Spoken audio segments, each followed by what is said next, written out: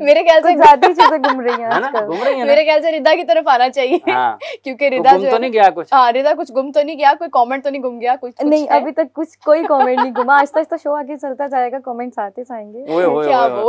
रिदा खुद ही गुम हो गई है मेरा ख्याल है। क्या बात है। अच्छा, तो ये सिराज की बड़ी अच्छी बॉलिंग थी। फिर साउथ अफ्रीका ने भी आप देखेंगे अगर 153 for 5 थे और 153 पे उनकी इनिंग्स सिमट गई, तो साउथ अफ्रीका ने भी उसका भरपूर तरीके से फायदा उठाया। लेकिन इंडिया के लिहाज से ये है कि इंडिया पहला टेस्ट मैच हारा था, इनिंग्स से हारा था, और दूसरे टेस्ट मैच पे उन्होंने फाइट बैक किया, बहुत अच्छा फाइट बैक किया और बड़े अच्छे अंदाज में उन्होंने इस टेस्ट मैच को जीतने की तरफ वो जाएंगे। और अभी जब स्कोर कार्ड को देखते हैं तो अभी तो मेरा ख्याल है वो बमुश्किल थोड़े से रन उसके ऊपर हुए होंगे जो इंडिया की बर्तरी थे उसके ऊपर, तो उनको उनके पास मौका है कि वो टेस्ट मैच जीत पाए। नाज़रीन, ऑस्ट्रेलिया और पाकिस्तान का मैच फिलहाल तो डिले है और हम उम्मीद करते हैं कि जब ये स्टार्ट हो, जब नेक्स्ट इनिंग्स शुरू हो या जो भी जिस तरह से भी सिचुएशन जानी है, तो मैच के अंदर हमें काफी बेहतरीन देखने को मिले, क्योंकि थोड़ा सा रेस्ट भी मिल गया है और आई थिंक ये एक अच्छा चांस है कि स्ट्रैटेजी को बेहतर बनाया जा सकता है। आपने पहले मैच खेला, you know the pitches as well.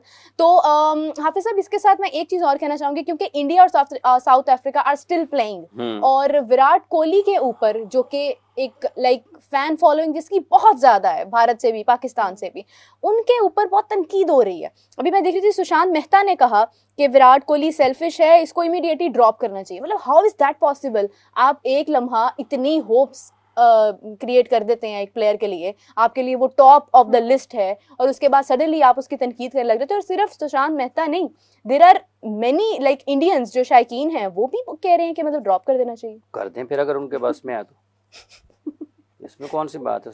अगर शायकीन के कहने पे ड्रॉप करना है तो कर दें। किसने ज़्यादा स्कोर किया सबसे कल की? नहीं, स्कोर कार्ड तो देखे ना। हाँ, कल जो बैटिंग हुई है इंडिया की तरफ से, सबसे ज्यादा रन किसने स्कोर किए हैं? आखिरी 2 इनिंग्स में सबसे ज्यादा रन किसने स्कोर किए? और अगर स्कोर किए हैं किसी ने, तो आप उसी के लिए कह रहे हैं कि वो सेल्फिशली खेल? कर दें फिर उसको, अगर ये कहते हैं तो कर दें। चले जी थोड़ी देर के लिए जरा विराट कोहली को ड्रॉप करवा के आए। रिदा वैसे ये मुनासिब है? मेरे कहने से हो जाए तो क्या ही बात नहीं, आपको लगता है कि विराट कोहली को ड्रॉप करना चाहिए? नहीं, अगर कोई इतना अच्छा खेल रहा है और फिर आप उसको एकदम से ऐसे करो तो यार नहीं, गलत बात है ना, bad decision.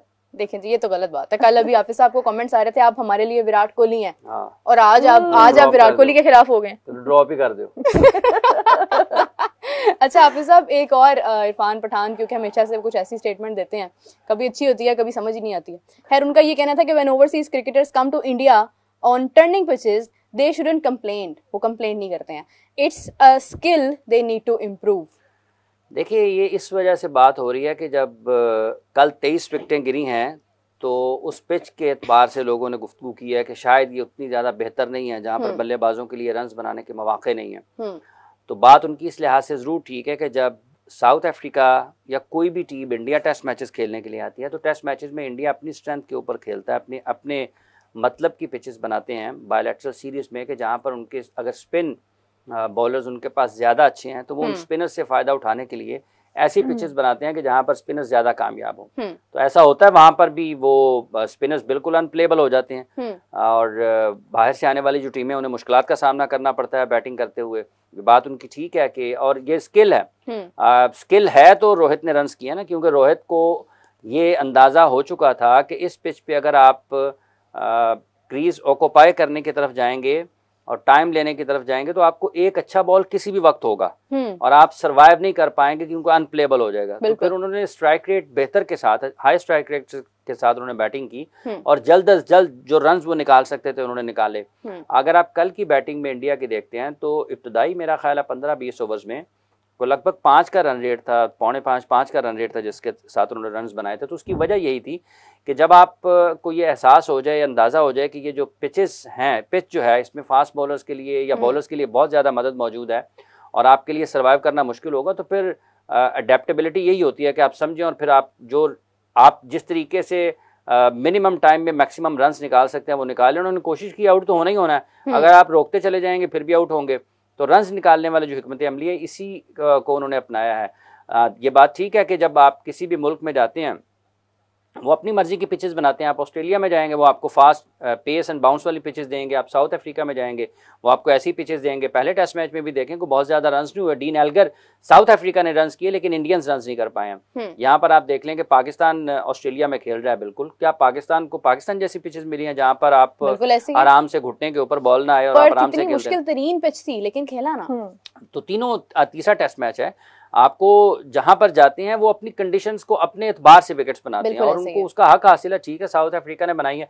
India south Africa जब आएगी खेलने के लिए इंडिया में तो इंडियन वो अपने मर्जी की पिचेस बनाएंगे। वर्ल्ड कप में कहा जा रहा था ना कि इंडिया ने अपनी मर्जी की पिचेस बनाई। वर्ल्ड कप तो खैर आईसीसी की पिचेस है ना। वर्ल्ड कप के ऊपर तो आप जिन पिचेस के ऊपर एतराज उठाया गया था उनके नतायज अगर लोग देखें तो फिर बात और हो जाएगी। लेकिन जब आईसीसी का इवेंट होता है वहाँ पे जो उसकी मॉनिटरिंग होती है वो या जो जिम्मेदारी होती है वो आईसीसी की होती है। अगर अब पाकिस्तान में होगा चैंपियंस ट्रॉफी जो कि 2025 की है तो यहाँ पर आईसीसी सारे मामलात को देख रही होगी, पिचेस को भी, दीगर चीज़ों को भी। दुनिया के किसी भी मुल्क में जब आईसीसी का इवेंट होता है तो वो सबको इक्वली ट्रीट करने के लिए ना कि सबसे यकसा सलूक हो। ये ना हो कि पाकिस्तान है तो पाकिस्तान अपने मतलब की पिचेस बनाकर गैर जरूरी तौर पर फायदा लेने की कोशिश करे तो फिर आईसीसी उसमें उन तमाम चीजों को देखते हैं ताकि सब जो हैं एक ही तरीके के साथ सबके साथ बताओ।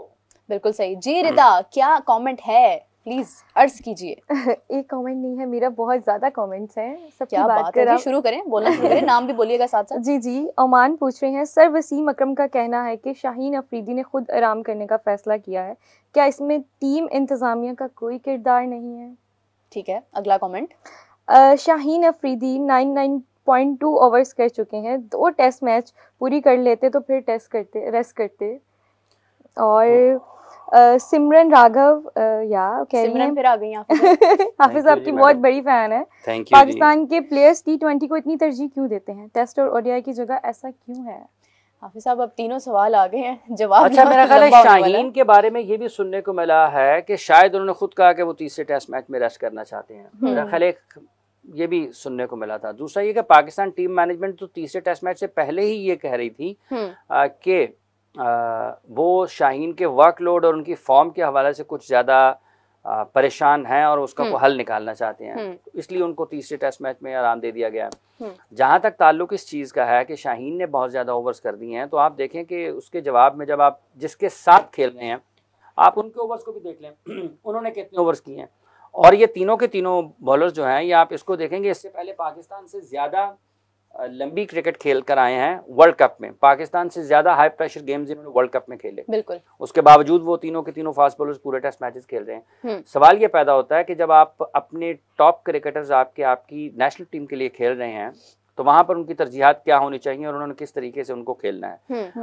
पाकिस्तान के पास एक अकलौता शाहीन अफरीदी थे, हमारे पास कमी है, उनके पास नहीं है। उनके पास वसाइल हैं, वो उसका भरपूर तरीके से फायदा उठाते हैं। हमारे पास वो वसाइल नहीं है तो हम फिर उज़र ढूंढते हैं, छुपने की, बचने की कोशिश करते हैं। शाहीन ने इसमें कोई शक नहीं है कि इस टेस्ट सीरीज में बड़ी जान के साथ गेंद करने की कोशिश की, लंबी लंबी बॉलिंग वो करते रहे हैं। और वसीम अकरम तो या दुनिया के जितने भी टॉप बॉलर्स हैं जब कभी भी फास्ट बॉलिंग के ऊपर बात करेंगे तो वो लंबी बॉलिंग की बात करेंगे। जब तक आप 20-20, 25-25, 30-30 ओवर्स नहीं करते हैं आप अपनी टीम के लिए मैचेस नहीं जीत पाते हैं। शाहीन पाकिस्तान के अकलौते बॉलर हैं, इससे पहले अनफिट हुए थे तो पाकिस्तान को कोई उनकी साथ मुतबादल नहीं मिल रहा था। फिर नसीम शाह अनफिट हुए हैं तो हमें उस वक्त भी मसला हो गया कि अब हम कैसे नसीम के बगैर खेलेंगे। तो पाकिस्तान के अपने मसाइल हैं, ऑस्ट्रेलिया के मज़े हैं, वो 5-5 आउट किए जा रहे हैं। 3 मरतबा पैट कमिंस ने 5 आउट कर दिए हैं और उधर से सिराज साहब 5-6 आउट कर गए हैं। अब दोबारा अगली इनिंग्स में फिर कर देंगे, 6-7 आउट इंडिया के फिर हो गए हुए हैं। और